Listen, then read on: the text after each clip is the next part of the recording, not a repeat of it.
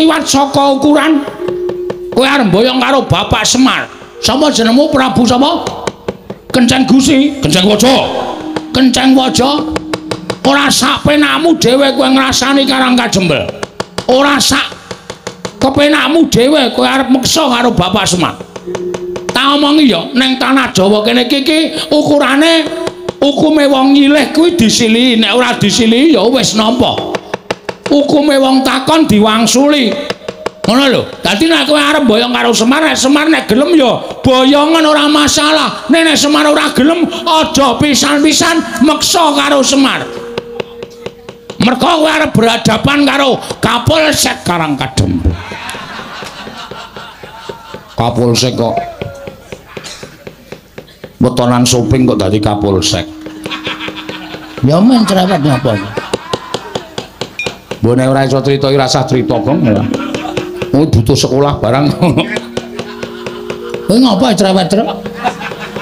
Meneng iki lagi tantang-tantangan malah di sapenake dhewe. Yen ngono kowe sing dadi palange Prabu Panggolan Jagat bakal boyong Semar. Arto boyong-boyongan ora masalah. Arto kapak-kapake nek Semar gelem ki terserah kowe. Wong dasare aku ya wis jelen duwe Bapak Semar. Ning ora usah ngucap arep bumi angus Karang Kajembel. Karang Kajembel ki bumi kelahiran kowe, Mas. Karang Kajembel ki tanah kelahiranku. Aku lahir neng Karang Kajembel. Mula aku ki jejer putra bumi sing wajib mbelani Karang Kajembel.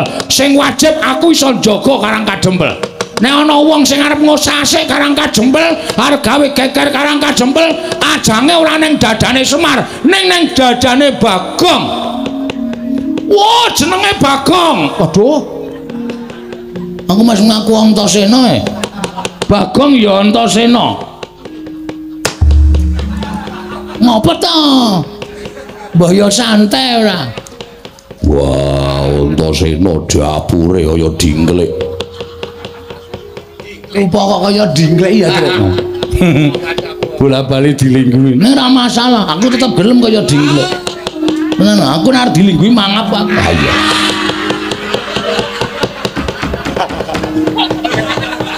Mangap. Dadi kowe sing dadi palange Prabu Panggolan Jagat. Dasar kepara nyata. Arep nang kene iki akeh satriya akeh Nalendra. Ning kowe ora usah kuwatir, kowe adepane karo aku. Aku nek diwangi para Nalendra aku ora gelem.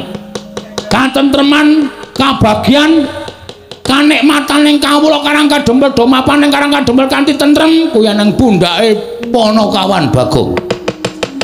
Dadi kowe ora usah kuwatir, aja wedi kowe nyawang karo satriya-satriya iki tamu kabeh.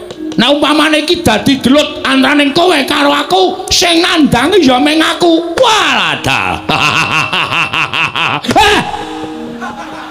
Cengengesan. Kandhane malah mangan apa kok gumoh-gumoh. Lho, aku ki guyu ora gumoh. Ayo, kowe rasa kokean gunung tanpa guna. Nek kowe arep gawe geger Karang Kajembel, Bagong sing ora trima. Weh, ladal. Yen ngono kowe wani karo aku, sing tak wedeni apamu? Wah, yen ngono nang endi papane wong neter ganti dayan. Kaya apa aku sing bakal tekani mati, kowe mati aku mboyong Semar. Aku mati, Semar lestari mapane ning Karang Kajembel. Weh, lah kaya ngono ucapmu kowe, ha? Udah ngerti Bagong nek wis nesu tenan. Wis tak antepi kowe nandang karo Bagong.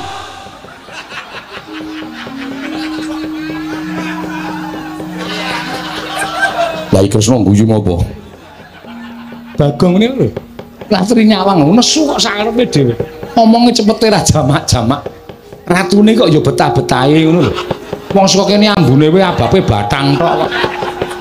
Kok ya ratune iki tanpa lunga. Warane karo bawenane. Arwane karo Panakawan Bagong. Aku wis ngentekke raja kaya kowe iki 6 akhir-akhir iki. Hah? Mudar kabeh mungsuh Bagong. Dadi nek kowe arep kurang ajar karo Bagong, oh, ketiban sikile Ndara Werkudara ora mati derajat. Ingkang nyebat kula menika ya Ismaya. Wah, wah tobat. Monggo ingkang gumana musik ana ing atiku, kabeh wong sak negaraku padha ngandha, padha ngandhake Semar Badranaya. Kabeh jagat iki kan keberbeken marang asmaning Semar Badranaya. Ning lha kok jebul marang aku ketemu? Lho, lha mung wujuding kawula cilik. Monggo iki dudu wujud negara, dudu wujud kadipaten lan sak piturute. Iki mung bale wis maning kawula cilik. Wah, dalah jagat Dewa Bathara. Nganti kondangku ning negaraku wae kalah karo kondange Semar. Monggo Semar mapan ning Nusa Jawa, aku mapan ning tanah Sabrang. Nuwun sewu panjenengan menika Nalindra saking pundi? Tepung nggih. Yen kowe ketemu karo aku kuwi Nalindra saka negara Bata Sarimbak. Saking Bata Sarimbak. Yo. Aku Prabu Kenceng Waja. Kenceng Waja. Iya, dasar Kepuranyata. Kenceng manis wae kenceng. Bagong aja sembrono. Kenceng kok jenenge kok le medeni to, Pak? Uga ning nyebutake aku Nalindra Prabu Panggulan Jagat. Nek cara nggone dhewe nek kabotan jeneng ngene iki sok gerang-gering. Iki kok malah teges wae. Sinuwun Prabu Panggulan Jagat saking Bata Sarimbak dasar Puranyata. Wigatosipun menapa? Rawuh wonten ing Karang Kadempel. Gusik, aku gumun karo kowe. Gumunipun ing atase kowe iki Semar Drajating Batur. Lah kok iki akeh piyai-piyai sandangane ora panging sandangan cara Nalindra. Saora-orane cara satriya. Iki sapa Semar? Ingkang wonten wingking panjenengan menika Nalindra Ngamarta Prabu Puntadewa. Prabu Puntadewa? Inggih. Walah dalah edian. Prabu Puntadewa nganti rawuh ana ing Karang Kadempel. Ora kok Semare sing tekan negara Ngamarta, Puntadewane sing rawuh mrene. Kowe iki wong elok apa piye? Mboten, kula namung kawula lumrah kemawon. Ingkang wonten wingkingipun menika Nalindra Ndarawati Prabu Sri Bathara Kresna. Walah edan tenan. Prabu Sri Bathara Kresna ki wong sak negaraku wis padha tepung kabeh. Nalindra kang paningal sewu dasare titis Sang Hyang Bathara Wisnu. Rawuh mrene ora kok kowe sowan mrono. Niku pun biasa. Edan kekuatan apa lho? Lah ming rupane kaya ngono kok ratu-ratu do tekan kene. Ingkang wingking menika Prabu Baladewa. Prabu Baladewa ratu saka negari Mandura. Walah dalek. Lah iku sing dhuwur Demak lho. Niki Ndara kula Ndara Werkudara. Sapa? Ndara Werkudara. Ndara Werkudara. Raden Werkudara Bratasena. Nggih. Wah, iki. Aku kanugrahan. Aku iki kedhianan karo Raden Bratasena, satriya sekti kalintang jayaning perang bebasan tinatah mendat jero menter tinumbak bengkung sinuduk putung. Ning negaraku Semar kowe tak kandhani. Kawulaku padha kedanan karo Raden Bratasena nganti omahe dipasang gambare Raden Bratasena. Wah, mergo saka kondange Raden Bratasena saka nggone Digdaya kliwat saka ukuran menungsa lumrah. Mangke riyen to. Kawula sampeyan niku majang gambare ndara kula. Iya. Kok mboten majang gambar sampeyan? Monggo sampeyan niku sing dadi ratune kawula sampeyan kok gambar sampeyan mboten dipajang napa mboten lara ati? Lho, lara ati nggo ngopo? Aku mbutuhke kawulaku ku mbiyen dek nalika aku golek swara. Saiki aku wis dadi arep majang celeng ya sakarepe. Arep majang Werkudara ya sakarepe. Sing penting suarane wis milih aku wis dadi ratu. Aku nyam kamukten. Aku dadi wong mukti kawibawa Cakrawati Mbau Dendha ana ing negara ing Bata Sarimbak. Kawulaku melet-melet ya mudhara. Iki termasuk nganu reng, termasuk apa pemain bal, Pak. Turu apa reng? Heeh. Mau ngelekke aku saiki gendhe kowe. Ler-lerane truk pun banter. Iya. Wah, edan. Yo Semar, aku ngakoni yen to kowe iki wong kondang. Aku ngakoni to kowe iki wong pinter. Ora aneh mula sangganing para satriya pepethinganing para satriya, mustikaning satriya padha sumuyut nungkul marang Semar Badranaya. Biya. Ha nggih, sakniki kula tak nyuwun prisa. Sinuwun Prabu sinten wau Kenceng Waja. Ya Prabu Panggulan Jagat. Nggih Prabu Panggulan Jagat menika rawuh mriki badhe menapa? Semar wonten dawuh aku kuwi sedih. Aku kuwi dadi nalindra ning negaraku, dina samengko negaraku kuwi lagi ketaman pagebluk. Negaraku dikeman welaking Jawata. Kawulaku padha kasangsaya uripe ora kepenak. Tetanduran ora ana ingkang tukul. Lemah padha garing megingking. Mula ora aneh yen negaraku ketaman pagebluk akeh para kawula kekurangan sandang pangan wekasan landang lara, sore lara esuk mati, esuk lara sore ketiwasan. Wis akeh yang padha tekaning mati blasah kaya babatan pacing. Monggo aku dadi nalindraning para kawulaku. Aja nganti aku dirasani dening para kawulaku, mula aku mbudidaya ngupaya srana supaya negaraku entuk tamba bisa uncat saka pakebluk ing tumama. Nggih. Aku nglakoni tapa brata. Tapa brata nglakoni sare narite sesemek ron raja mula bebantal boto sarimbak. Aku entuk sasmitaning dewa. Sasmitaning dewa ingkang tak tampa, negaraku bisa waluya nirmala temajati jati temah mulya. Yen to ora mung telung kedheping netra ditunggoni dening Semar Badranaya. Mula sowan kono ngersaning Semar iki kowe gelem, kowe tak boyong ning negaraku ra ketang mung sedina sewengi kowe nginepa ning negaraku dadi srana waluyaning praja negaraku. Mbata Sarimbak ya prajaku. Mar yen kowe kepengin njaluk pitukon apa, kowe tak boyong ning negaraku sedina wae. Kowe njaluk dibayar apa tak bayar? Pirang miliar, pirang triliun tak bayar Kenceng. Ora-orane nek tak cicil tak bayar. Apa kowe njaluk omah? Kowe budal ning negaraku, omahmu iki tak bongkar, tak bangun. Sak kedheping netra kowe wis duwe kraton ing magrong. Apa kowe njaluk sandangan sing apik? Yo. Jarikmu wis ora wangun dienggo. Ganti jarik sing Pradamas. Aja men suwengan lombok abang, suweng inten sak kurungan jago nek ora kewer-kewer kupingmu. Ning tak sembadani. Nggih. Apa kowe njaluk kalung kesehatan? Mesti bakal tak paringi supaya uripmu tambah dawa, watuk-watuk ilang, sesek ora bakal tumama, panu kadas kurap ilang kabeh. Kita iki ratu bekas bakul obat kita.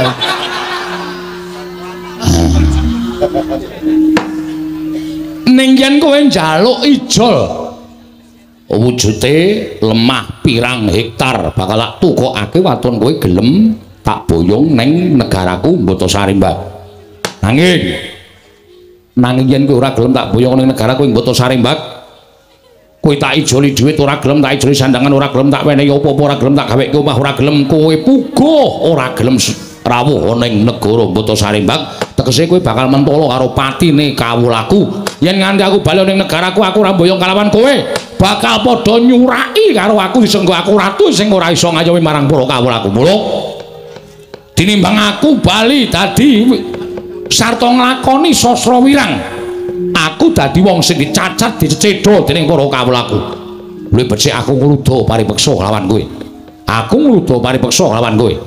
Kowe tak alus ora kena. Yen perlu tak kasar, yen kowe ora gelem tak boyong ana ing negaraku, tinimbang aku ning negaraku mung dicacat dening para kawulaku, mati ning kene tak lakoni. Negaramu utawa Karang Kademen tak bumi angus legane atiku.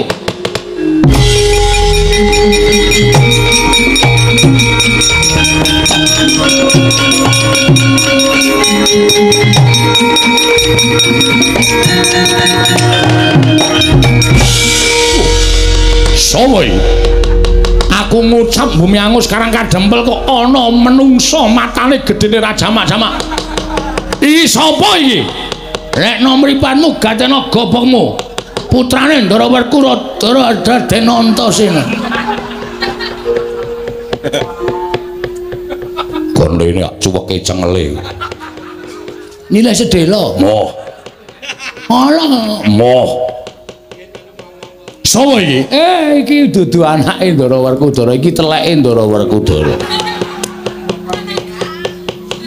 Aku anake Semar, aku Bagong aku. Wah, Bagong. Wah, iki oke kawulaku ya sing tepung karo iki.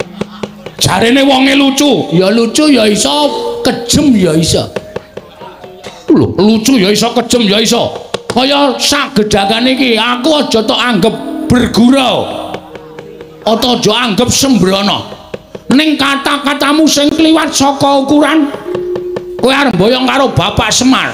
Sapa jenengmu? Prabu sapa? Kenceng Gusi, Kenceng Waja. Kenceng Waja. Ora sak penakmu dhewe kowe ngrasani Karang Kajembel. Ora sak kepenakmu dhewe kowe arep meksa karo Bapak Semar. Tak omongi ya, ning tanah Jawa kene iki ukurane hukume wong nyilih kuwi disilihi, nek ora disilihi ya wis nampa. Hukume wong takon diwangsuli. Ngono lho. Dadi nek kowe arep boyong karo Semar, nek gelem ya boyongan ora masalah. Nek Semar ora gelem aja pisan-pisan meksa karo Semar.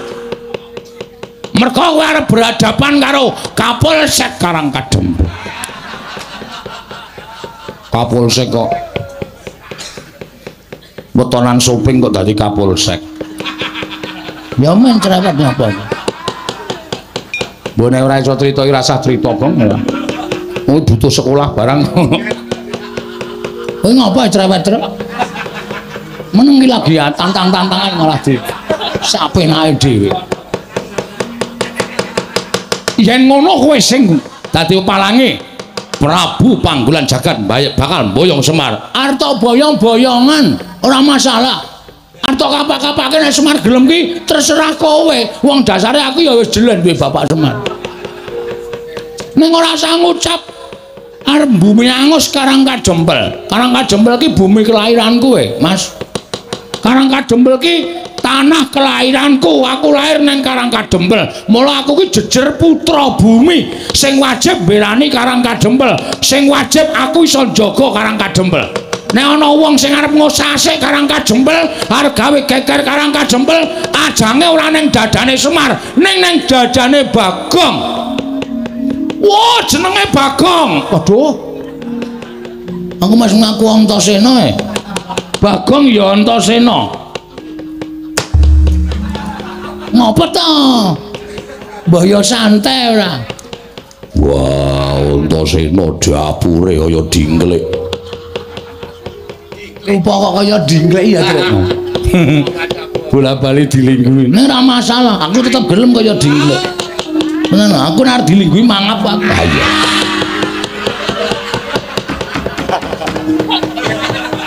Mangap. Dadi kowe sing dadi palange Prabu Panggolan Jagat, dasar kepara nyata. Arep nang kene iki akeh satriya akeh Nalendra.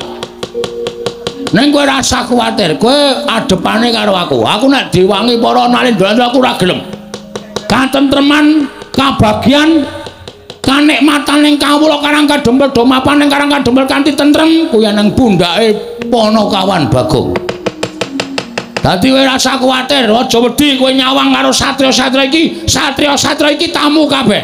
Nah umpamane iki dadi gelut antaraning kowe karo aku, sing nandangi ya meng aku. Waladal. Cengengesan.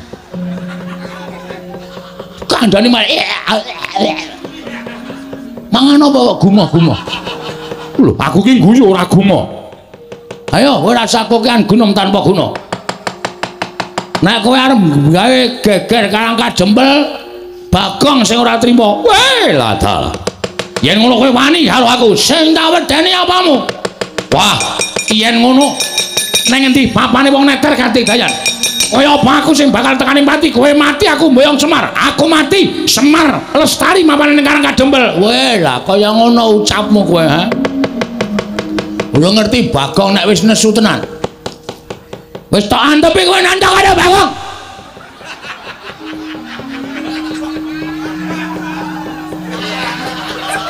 Lah Kresna guyu ngopo?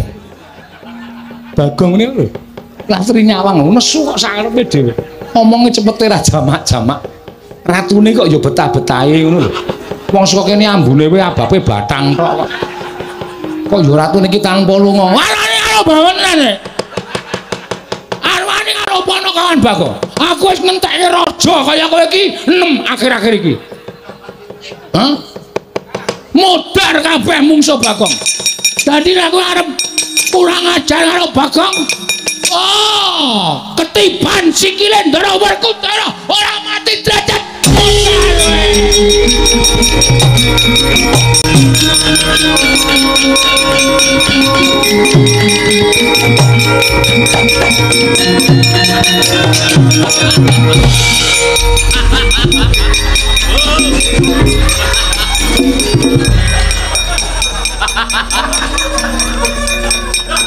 wah, ora ana centelane apa?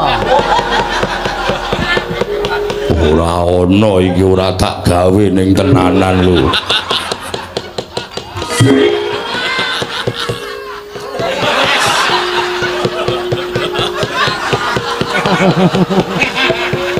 Sajake sing natah lali mbiyen.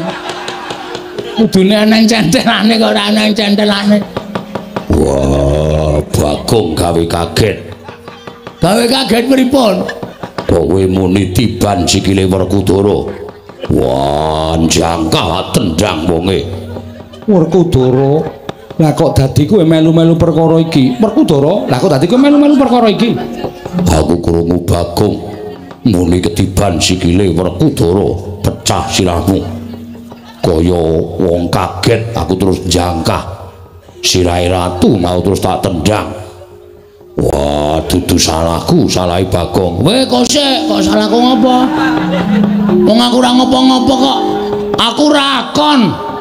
Kula mboten kula mboten akon sampean, kula mung muni ketiban sikile Ndara Werkudara, pecah sirahmu. Aku terus jangka. Sing muni akon sapa? Aku ra mung ngomong to. Sampean niku sing kagetan. Wah, edan ora edan iki tenan. Ora ana wong dawuh kejaba nek aku Ndara niki mang tendang iku kalimat perintah. Berarti sampean kula kon. Nek kula muni ketiban sikile Ndara Werkudara, apa ana kalimat perintahe? Ora ana to? Wah, ampun rika ditandangi. Sing nantang ki kowe, sing nendang sapa? Sing nendang daramu Werkudara, sing nendang tanggung jawab. Aku amen padu. Ora ngopo-ngopo. Pripun Den? Wah, celeng. Kapusan karo Bagong. Lah wong niku kudu nganggo pikiran, kudu nganggo. Niku lek medantan sing apik ora iso. Wis ben nang kene wae.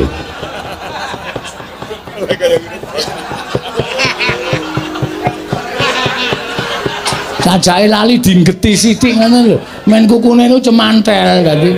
Niki aluse ra jamak-jamak iki dadi bablas. Iya. Mun rika ditandangi. Wah, edan. Ora edan tanggung jawab kok edan piye? Sing nendang sampean kok.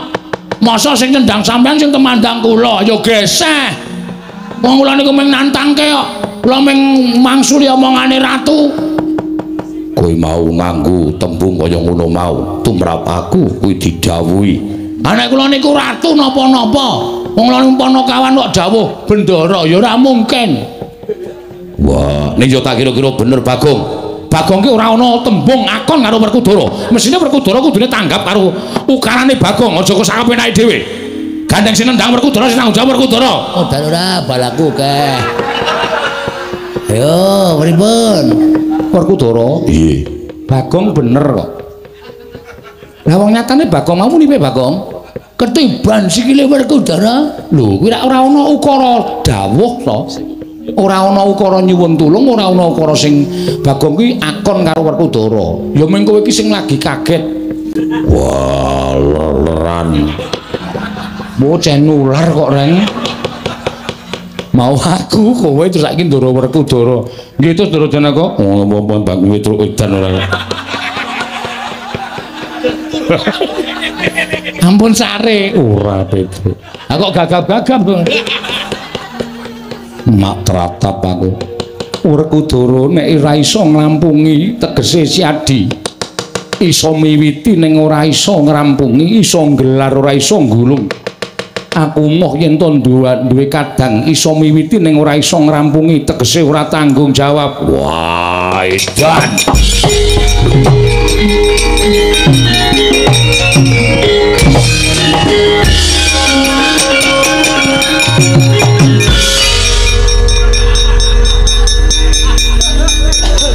Ngono lho karepe. Mengar lunga kok ngantel ndas. Gong. Nek krungu lho. Kurang ajar ora. Penyakit ora tututane lho. Aja rasa.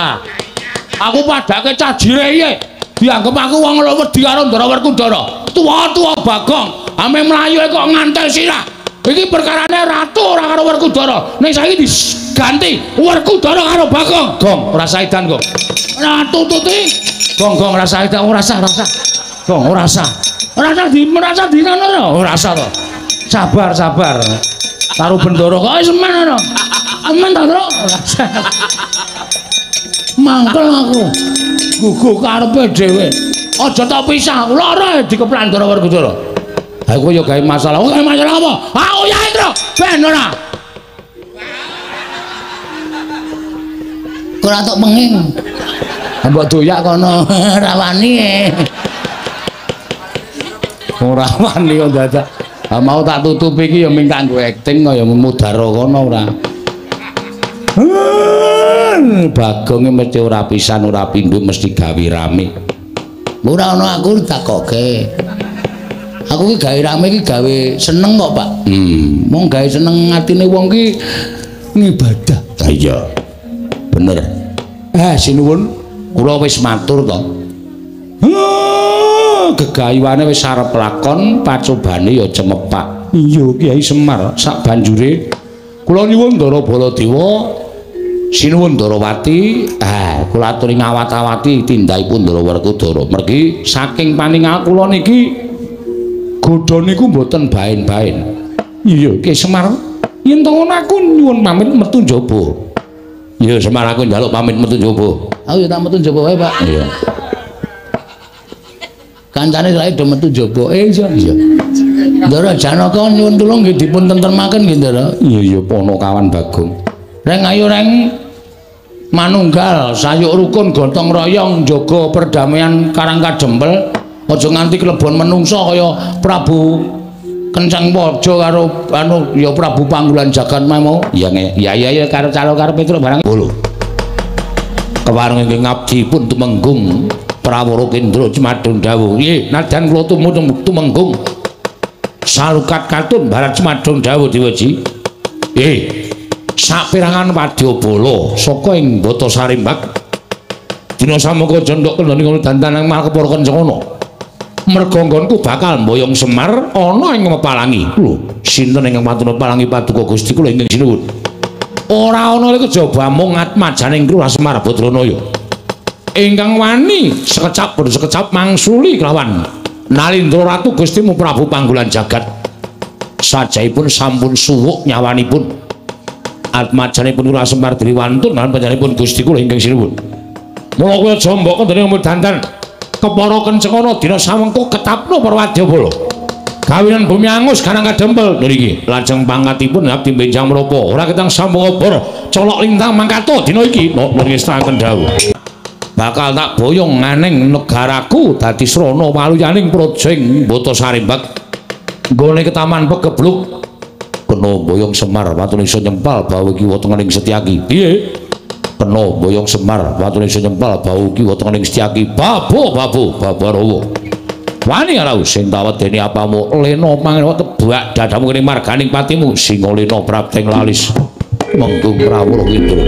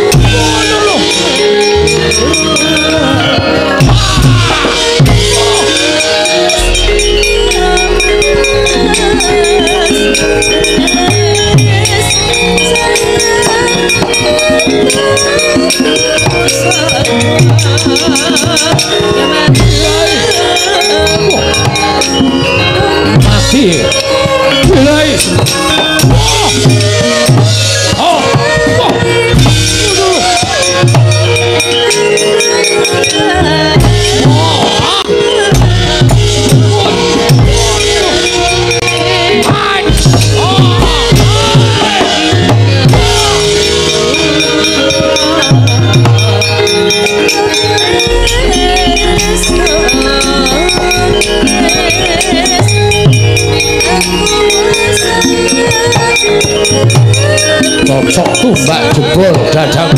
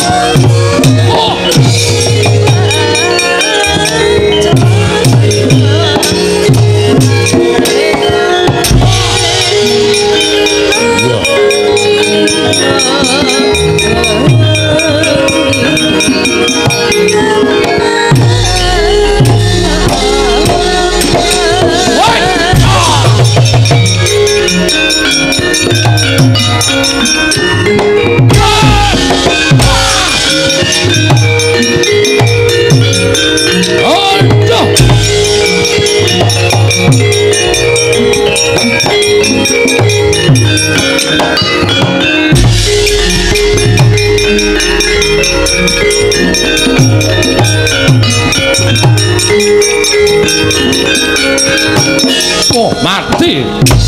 Oh. Hai. Ah.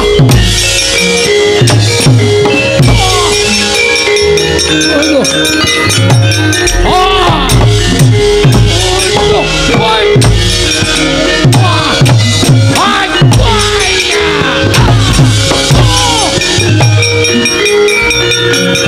Oh.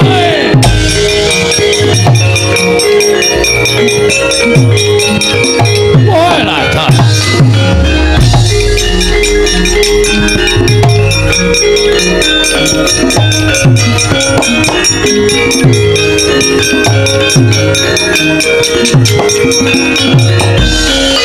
Panos maning jajaran sukertaning bauna iblis lanat wae lah. Lah kok dadi bubar mawut prajuritku ora iso dikukup. Mungsu wong karang kadempel mongko mung kawulalit. Ning pancen diwangi karo satriya sing dimong karo Semar Badrana ya. Apa mbok anggap aku wong loro saudon telu saurban. Iki Prabu Panggulan Jagat, ayo aja maju, mboko siji maju bareng marah leganing atiku.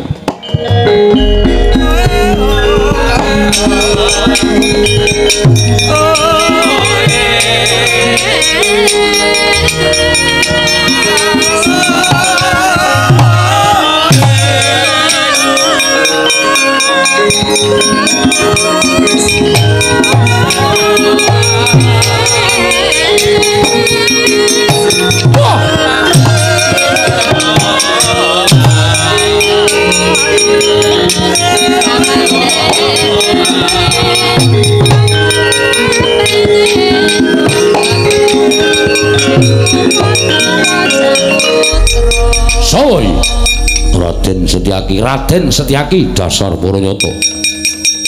Kowe Prabu Panggulan Jagat yo. Ayo Ndi Semar, tak boyonge marang negaraku.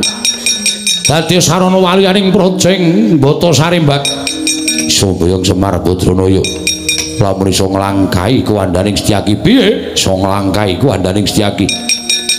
Sumuk nyawamu pengen meruput tinjo kayuwanganing Bathara Yamadipati.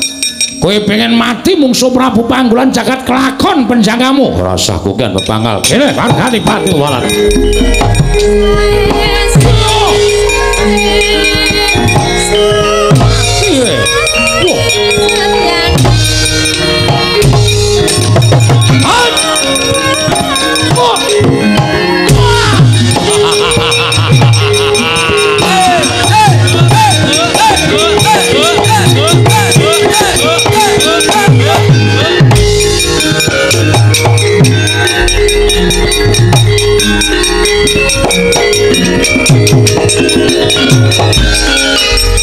Sambat ora bakal iso nglawat cokot kupingmu sirna margolaya apa mbangkep loro saudon telu surban.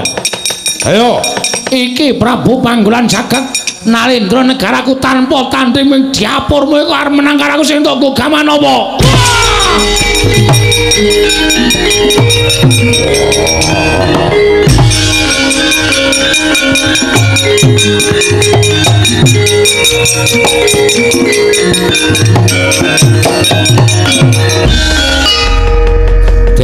Den, Ndara Setyaki. Wong Ndara. Sampeyan iku Senopati Negari Ndarawati kok dicokot karo ratu kaya ngoten kok terus gletak. Oh, ngisin-isinke. Ora sembadane maju nomor 1 kok mung dicokot ratu kaya ngoten kok ndur ora eling Purwadasira niku nek cara kula isin. Wungu, Den.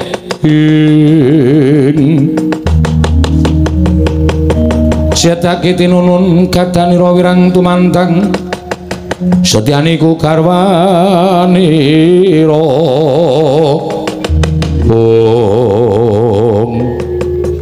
Petro non ora ngerti sangkan parane nyokot karo janggaku nganti ora eling. Wah, Ndara Werku Dara ngamuk. Lagi sumbar-sumbar sing kadohan crurut jelek dinjleki sirahe. Ratune mau nggih mati apa ora? Mboten ngerti wong. Waduh mati aku. Ndara Werku Dara mlayu mriko nututi. Ora pati ndonga ngono. Yen perlu dikrubut-krubute karo Kakang Mas Yudipati. Pun monggo mawon watone ngarang kadempel tentrem ajeng cara pripun mawon kula nderek terus. Yo terus.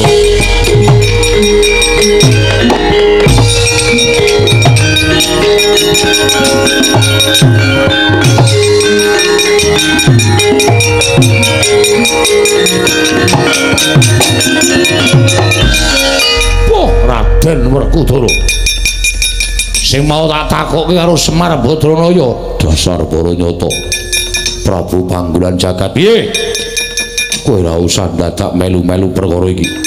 Ayo semingkira. Kowe aja bakal mboyong karo Semar. Semar wis kandha ora bakal sagu mbok boyong marang negaramu. Kowe semingkira piye? Semingkir. Semingkir? Yo. Aku gelem semingkir. Watone iso mboyong karo Semar Badranaya. Sapa sing ngalang-alangi sedyaning Prabu Panggulan Jagat aja kok jamak lumrahing menungso. Dewa mudhun wae aku ora bakal mundur secangkah.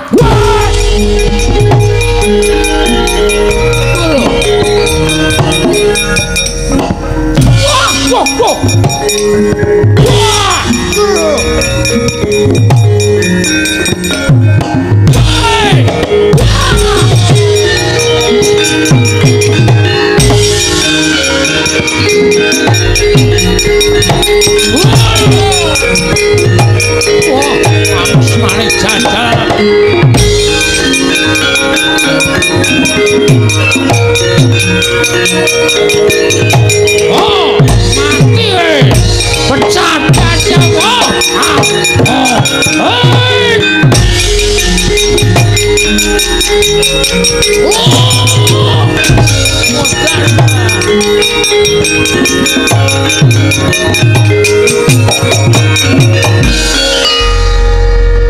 Apake Gong, tak mod ndase.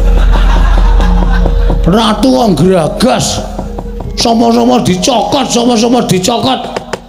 Ndara Werkudara dikapake. Aku weruh ya, Tru. Heeh. Ngantem Ndara Werkudara ora apa-apa kok ndumak cekel nggon gulu. Ndara Bratasena nganti ora eling. Dilingke kok. Gah. Kok mau? Iki nek dilingke ora eling terus nothok. Mbok wis rasah ngelingke. Eling ya karepmu ora ya wis. Emut Den, Gus. Ndara Werkudara emut. Sampeyan niku satriya peng-pengan dicokot karo ratu kaya ngoten kok nglithakne cara kula isin. Eling Ndara.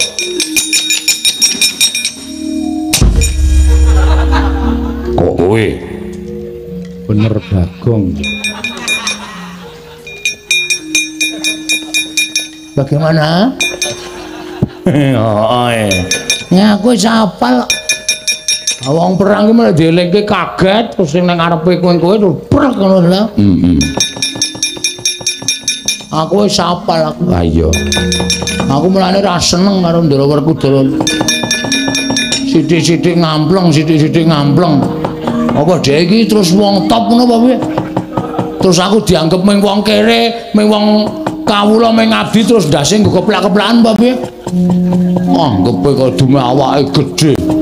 Coba padha karo aku tantang mentah-mentah. Sapa? Werkudara.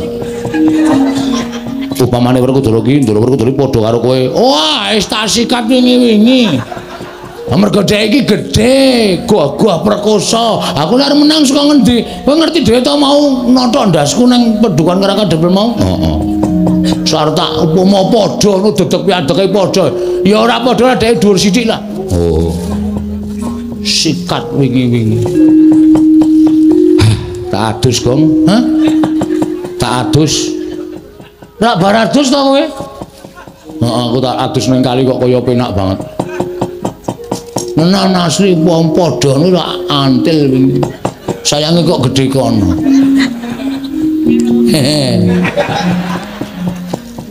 Sowo sing padha karo kowe? Petro. Petro apa aku? Petro. Masa karo sampean kok wani ya ora mungkin. Wah, aku wis mau nang kene. Wis krungu kabeh. Wo. Oh, iya. Iya, dirampungke saiki apa piye? Tak rampungke dhewe mawon. Pun mboten sadewangi pun bejo cilaka bunga tak rampungane dhewe. Wah, pono kawan edan. Karo Bendara arep wani. Sampeyan ya plak-plak kok kali kula. Sampeyan ora plak-plak tangan lamun kula ngrasani elek. Mula sosok niku ora sok dasdes-dasdes. Sirah disembah anak bojone nang omahe nang ngene nggo keplak-keplakan. Tuwa kula karo sampeyan. Lho sak kepenake dhewe ora. Nek kuwalat piye? Aku ngerti cilikmu ning kowe ora ngerti cilik aku. Wah, ya wis. Ya wis piye? Hah? Aku mau nek terus-terusan nderekke sampean kok dasdes-dasdes. Moh ya wis rasah melu aku. Golek juragan liya. Ora apa-apa. Ora minggat to. Wis melu kowe wae lah. Iya Gong, ora mempan lekku. Anu kono makon aku mah ditundung kon golek juragan liya. Wah, Prabu Panggulan Jagat aja nyokot karo Werkudara. Ayo atu tangkeping bojo antahan bau.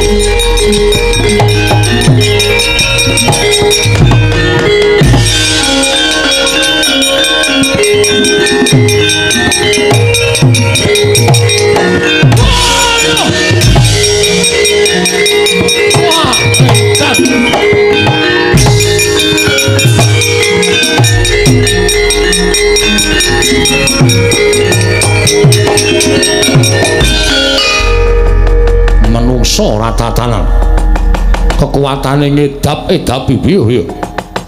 Wah, saben sikile diuncalke lah kok tumomo ning dada sesek sumrepet panonku kaya ora weruh kiblat. Raden, aja mbok kira aku mung tekan semene. Kowe kuat nadai pusakaku Kyai Candra Wirayang. Kowe iso urip kena Candra Wirayang. Cilike kowe isih iso ngadeg aja dundang Prabu Panggulan Jagat. lakon tak timbani pusaka Candra Wirayang kowe gletak ora eling dadi bandaning Prabu Panggulan Jagat Keparat.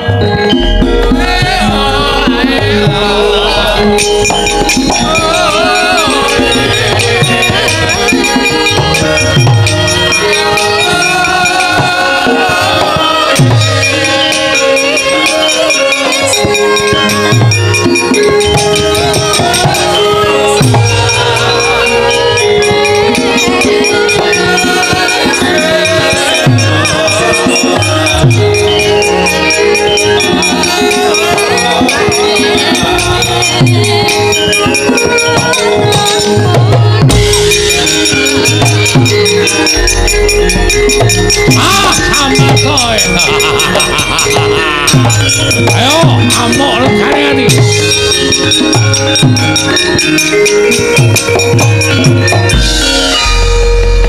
Kena pusakaku kelumpruk tanpa daya. Nadan ora tekaning pati, nanging kowe ora duwe kekuatan pepes bayu kang tapis Werkudara. Prajurit. Bondo tangane krincung sikile leboke pakun jalan si Werkudara. Iya.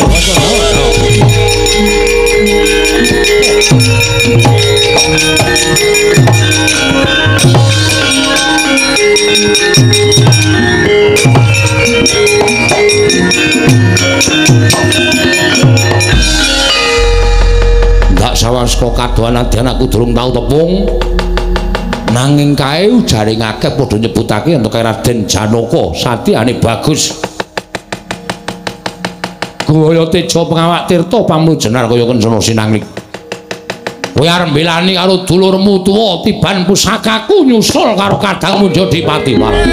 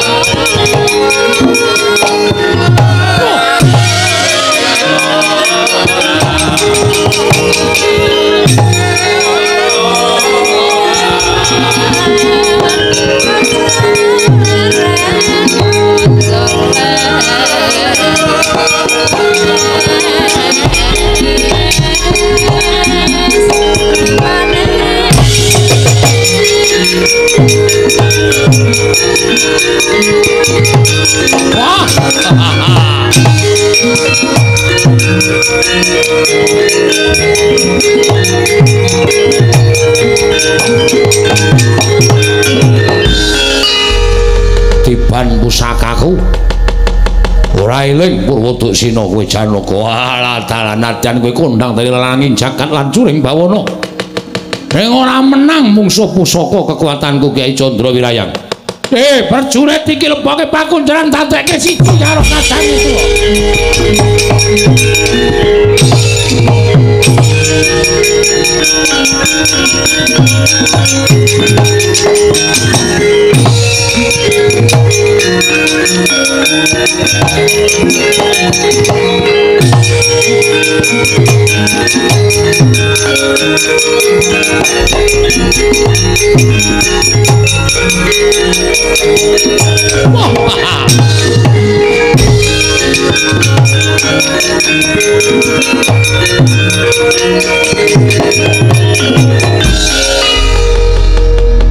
Prabu Puntadewa.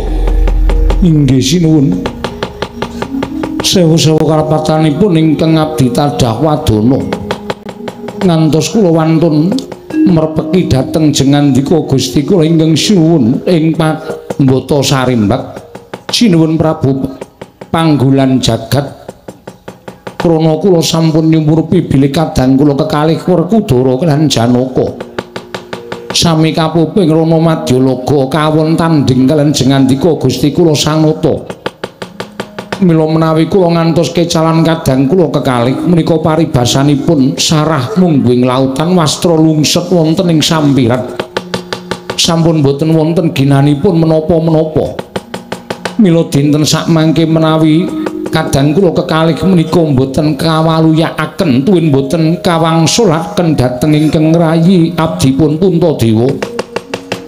pengajaping manah kula mboten nedya gesang nanging malah nedya sumusul dhateng kadang kula kekalih sinuwun. Dalah bagus. Yen ngono kowe banget tresna karo adimu Sakulon Werkudara putune Janaka ing purun tak rangket. Ingin padha tak bondo, tangane tak krincung sikile wis ora iso nglawat. Babar pisan monggo kula aturi bondo ingkang abdipun Puntadewa. Katunggalna kalian para Pandhawa sanesipun lajeng sak mangke ginanipun menapa menawi kula gesang menika namung ijen datan para wak. Mboten wonten sederek miwah mboten wonten kadang. Kula ingkang saking menika kula pasrah bongkokan dhateng paduka Gusti kula ingkang Jun Prabu Panggulan Jagat. Prajurit bondo lebake pakunjaran Puntadewa. Nyuwun pangapunten. Nggih.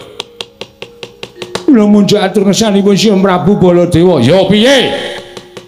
Kok semanten kula nonton ingkang sami perang Ndara Werkudara nggih majeng, Ndara Janaka nggih majeng. Ya. Pinanggih kaliyan Prabu Panggulan Jagat sing ajeng boyong Bapak Semar. Ya sabanjure. Dumadakan sareng sami aben ajeng. Ndara Werkudara. Lho.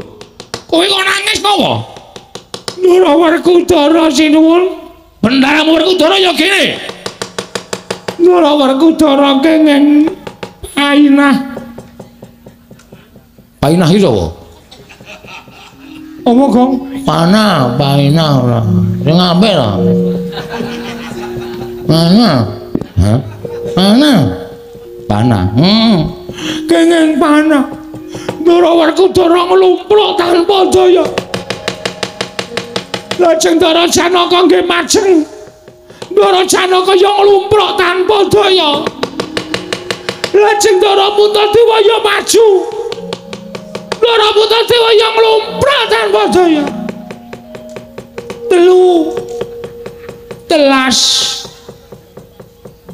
Telu entek piye? Telung piring entek. Gong ora sembrono ah. Gong ora sembrono to, pancal raimu. Ya wis. Terus. Ndara Puntadewa, Ndara Werkudara, Ndara Janaka kepikut musuh. Lah iblis lanat. Gugu karepe dhewe Petrus Wingkira ratune tak golek ajare legane ati yo.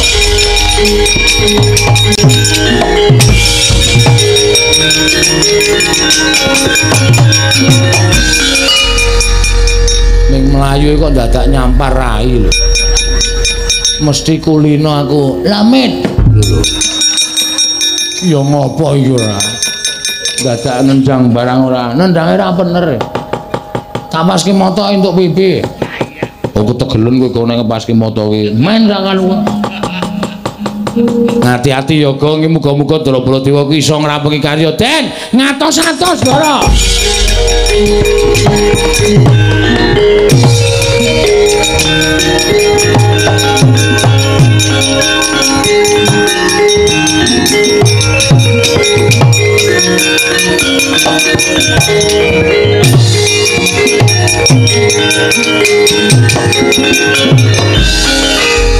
Narendra Mandura Prabu Baladewa, aku ora butuh Baladewa. Aku ora butuhake Ratu Mandura. Ning arep mbelani karo dulur-dulurmu sing wis tak rangket. Baladewa. Kowe arep mbelani karo Werkudara, Janaka karo Puntadewa, tiban pusakaku ora tak gawe tekaning pati. Ning tak gawe kewirangan nggonmu. Urip ana ing alam padang saka panguwasaning Kyai Candra Wirayang Baladewa. Biru. Panah selang. Iki apa kaya ngene? Selang biru macrep ngono. Ndara Baladewa kuwi iso wujud kaya ngene. Dikandhani ah. Mesake nang ngono kuwi, Den. Kowe nggo pengilan ora lho? Nggawa. Pengilan ngotan bunder lho cilik. Kok nggo kaya ngono tok ngapake? Tak tangani ning sandal e. Oh. Nang ana wong wedok tak ngekeki sore nang. Nggo nginjen ya. Aku mbiyen senengane ngono kuwi to. Kelingan jaman semono. Tau konangan dikeprok buku aku. Wong edan kok kowe senengane ora. Den. Sampeyan mang ningali suku panjenengan to? Apa ora krasa wujude? Lho iki waduh mati aku kowe. Aduh Petro mati aku.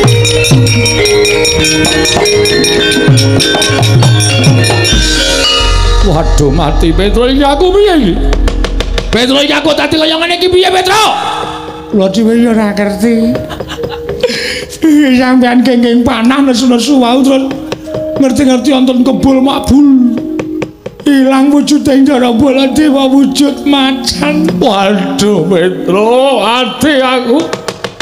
Lah iki aku ora iso bali nang Mandura nek wujud kaya ngene iki.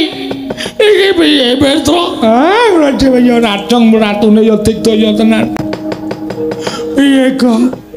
Ana manut aku golek sirkus. Heeh. Iki didol ning sirkus payu larang to. Tenan to. Macan bisa bicara. Bagong tak kletak ndasmu mudhar ora.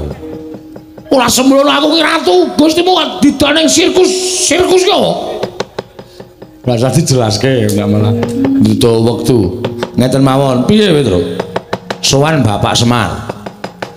Sampeyan wujud kaya ngeten iki kok sebabe apa, jalanane apa lan kudu kepiye? Niku sowan Bapak. Bapak yakin iso mernake kalih Ndara Baladewa sing wujud kaya ngeten iki. Aku kula percaya Bapak mesti yakin iso mernake. Yo, aku tak sowan Bapakmu Semar nggih. Semar, aku tulungono wujud kaya ngene Semar. Digdaya. Napa sing dikarepe panggolan jagat iso kaleksanan, iso kasembadan. Ketitik sampeyan kena pusaka iso dadi sardula kaya ngoten. Aku ora iso bali nang negara Mandura. Aku tulungono Semar. Aku tulungono iso bali nang negara Mandura pulih kaya wingi wujud nata Mandura Prabu Baladewa. Nggih, nggih. Ning enten syarate. Syarate apa? Miturut petungan kula sampeyan iso dadi Baladewa malih wujud menungsa lumrah. Nek sampeyan kudu iso nemokke teng pundi ndara kula katelune Ndara Puntadewa, Ndara Werkudara, Ndara Janaka le dikunjara kali panggolan jagat. Nek sampeyan iso nemokke iso ngluwari Ndara Puntadewa, Ndara sinten niku Werkudara, Ndara Janaka, kula kinten sampeyan bakal bali kaya wingi uni. Ning nek sampeyan ora iso nemokke Gusti kula katelune, lha nggih sampun nyuwun pangapunten. Kula ora iso pripun-pripun sampeyan tetep wujud kaya ngeten selawase. Aduh mati aku Petro piye? Nggih niku kudu dileksanani goleki mawon. Mula sampeyan manglunga saking mriki mang goleki temu didurunge Ndara Puntadewa, Ndara Werkudara, Ndara Janaka le dikunjara. Kula kanteni anak kula Petro Nalagaring Bagong. Supaya sampeyan aja nganti dioyak-oyak wong desa, dioyak-oyak para kawula disengguh macan tenanan. Yo. Sago mboten? Yo, aku sago. Nek pun sago, mriko mang mlampah liwat mburi mriki mawon ndak ketemu panggolan jagat.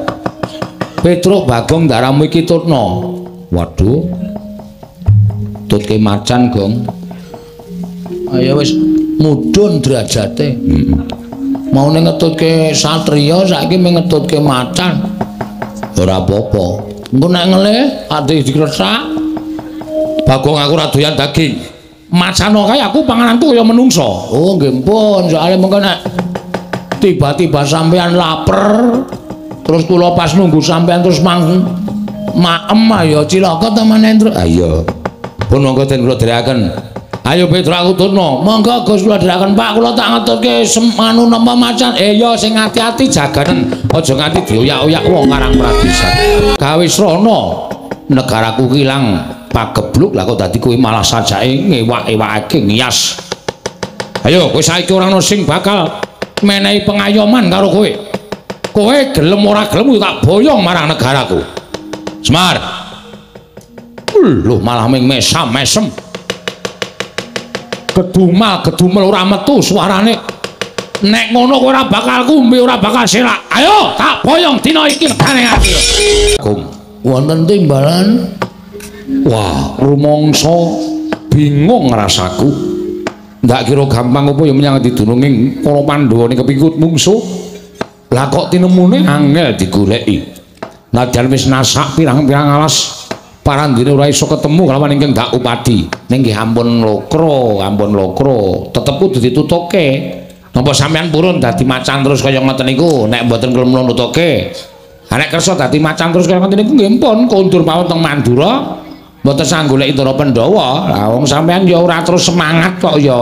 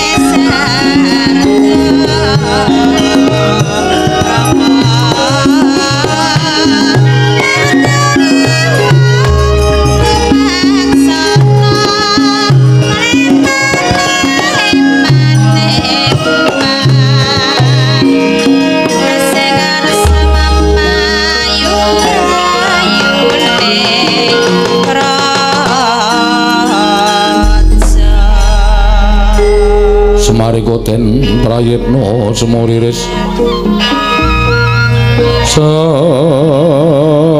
semuriris eko balik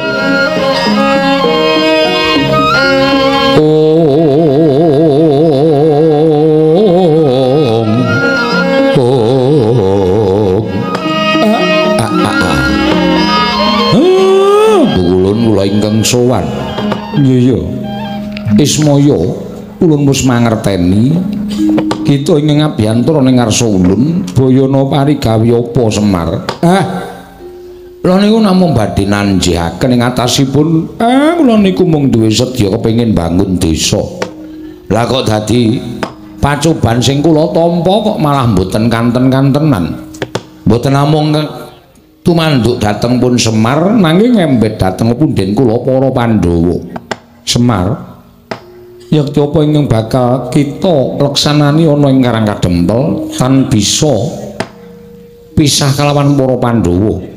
Panakawan kuwi tetunggalan kelawan para Pandhawa. Mula kang sanga kuwi Semar, Pandhawa kudu wal saka bebaya, ya mung kita kelawan Nata Ndrawati ingkang bisa ngrampungi bebaya ing tumanduk marang momongan kita para Pandhawa. Lamun kita bisa ngrampungi pacoban ingkang gawe sangsaraning para Pandhawa lumantar Nalindra Sabrang ingkang sowan ana ing ngarsa kita nalika ning padukan Karang Kadempel, yen kita bisa mangrurah satru murka wujuding Prabu Panggolan Jagat, yakti kita bakal ngerti sapa ta sejatine ingkang wis wani nggiri godha nglawan apa kang dadi gegayuhan kita Semar. gunjang kancing langit kelap-lapaton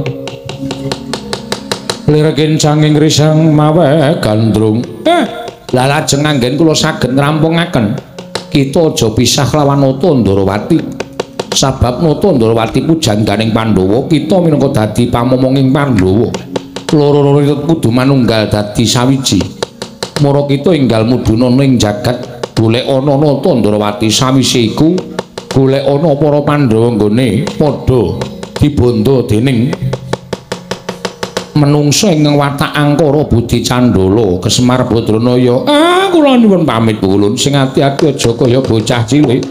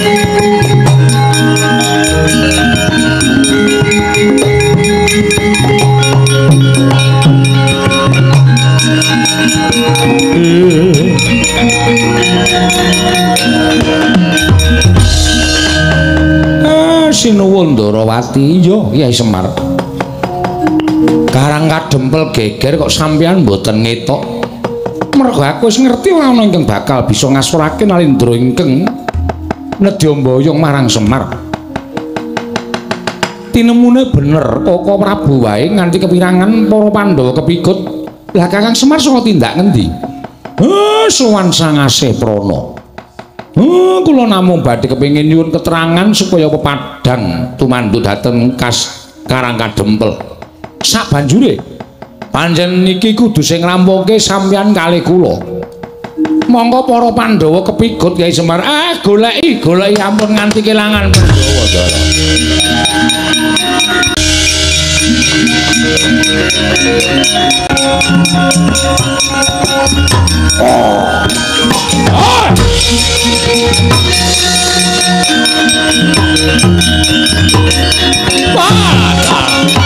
Aduh Yai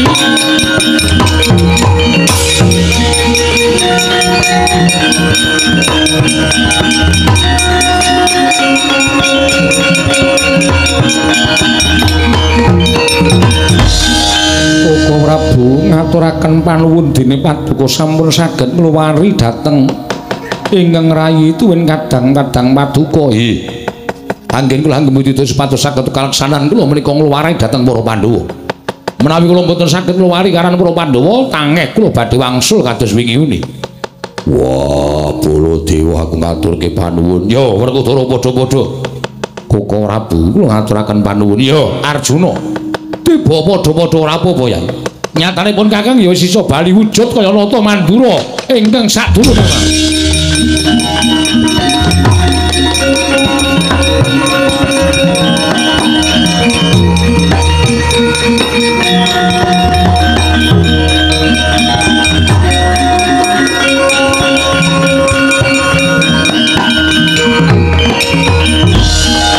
Iki Kyai Kresna, Koko Prabu kasinggihan mekaten.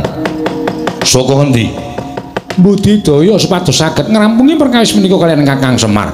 Wah, lah dalah iki yo Semar malah wis tekan kene. Nggih. Lah kok ora digawa karo ratu sing ngamuk ning Karang Kadempel mau. Kula budidaya supaya iso aja nganti kepikut dening Nalindra wau. Sabanjure piye?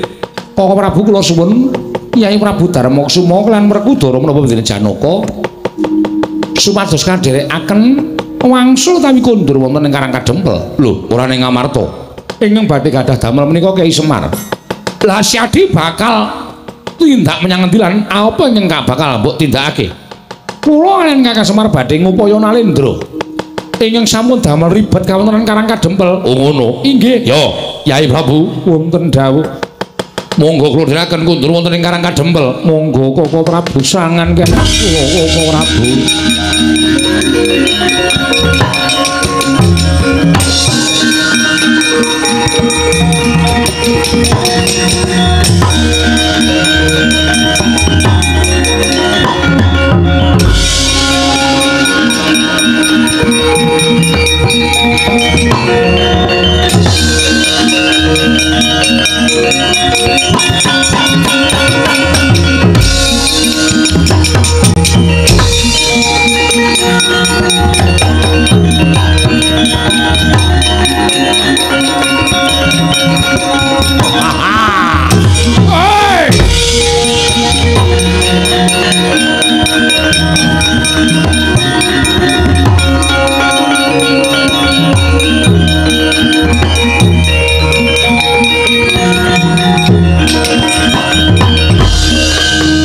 Weruh Semar.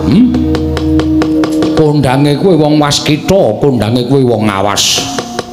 Kondange kuwi wong pinter nanging saknyatane jebul bawur paningalmu. Ora tamat kelawan kahanan ingkang saknyatane, ora ngerti sapa sejatine aku. Nggonku mbudidaya gawe sirnamu wis tak angkah pirang-pirang abad nanging ora tau kelakon.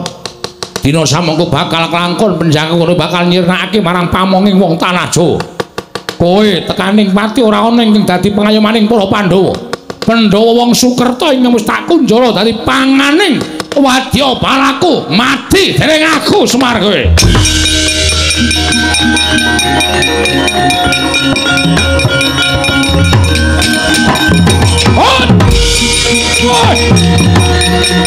Edan.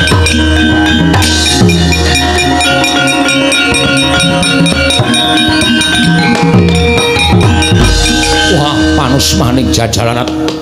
Lah kok dadi diapusi ya. Semar tak pateni wujute sumping lombok abang cetha gaweane. Amuk legane atiku. Ya.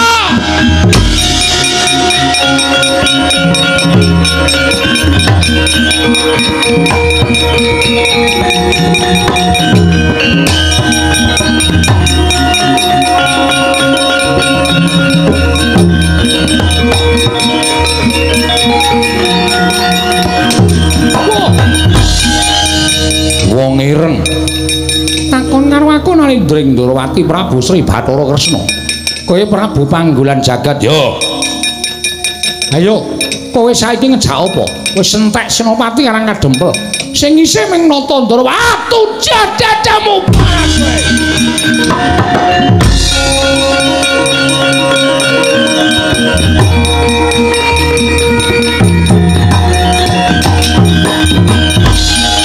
Manungsa ora tatanan nggugu arepe dhewe. Ngina karo Prabu Panggolan Jagat. Clorong Candra Wirayang, wah mbuh sakenane sapa iki? Wah!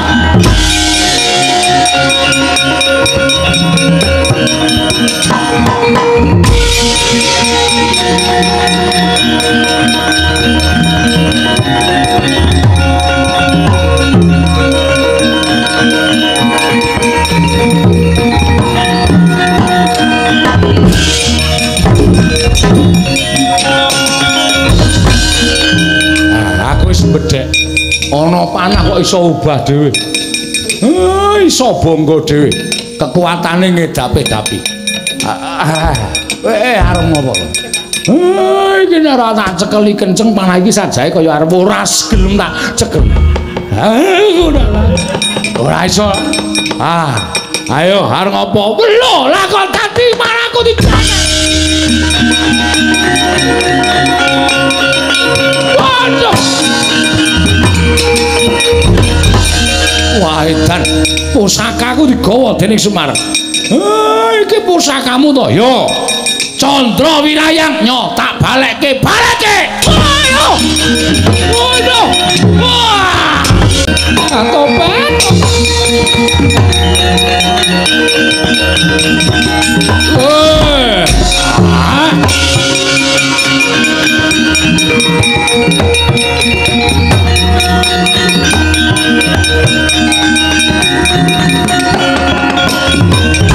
Gunjang ganjing langit kelap-kelap tumrap katon lir kincanging risang maweh kantruk tobat Kakang Semar Biung piye iki lha kok dadi cabar ing gawe sabar ya kala sabar tak temu nggih karo sing ngawogan kala sing ngawogan aku selak luwe iya aku ngerti Durga iya Kakang Semar inggih ngopo kowe kok dadi panah barang dipun nangisi Bathara Kala sepatus kula pados tedha monggo nyatanipun menawi kula badhe mejahi para Pandhawa menika menawi Kyai Semar tasih sugeng menika mboten badhe kelampahan terus aku arep tok pateni sir kula kados mekaten sepatus kula gambelanipun mejahi para Pandhawa wah tak kandhani ya Durga ora ana ala ingkang tumama ing becik lho dadi kowe nek arep mateni karo Semar ya tangeh kelakone apa Semar wae lak pangane kok sik kok kala bar mangan aku mendem kowe ora bakal kowe kuat makan daginge Semar lagu terus piye betahe Durga jak bali jak bali kala kuwi jak mulih aja ngampiak-ampiak gawe patring pundhenku para Pandhawa kowe wani ganggu gawe para Pandhawa ganggu gawe kawula Karang Kadempel gedene ganggu gawe kawula negara Ngamarta konangan Semar malah dadi emput kowe engko inggih ayo mulih wadya balamu jak mulih kabeh sing picak dijoroke tobat digandeng sing lempo digendong sing bisu dijawil dia balamu ganggu gawe dulur-dulurku kali nangka kene aku mbolo geni mungsuhe Semar nyuwun pamit ya nyuwun pamit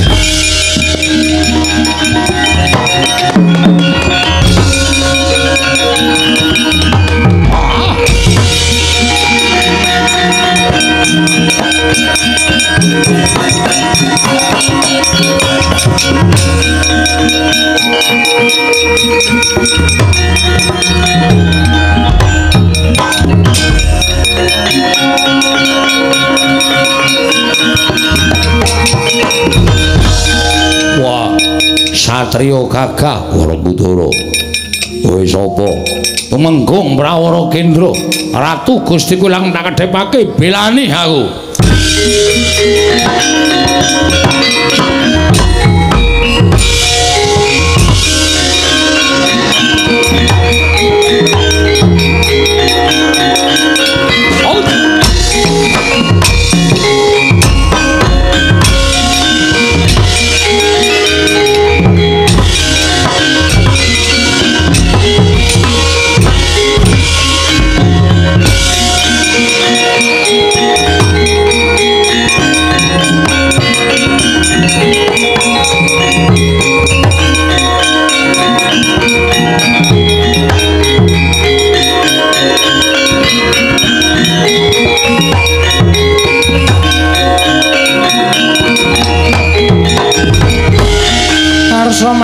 madangi jagat mung sapucak ing wukir marebak bangsa mirat keneng soroting surya mega lan gunung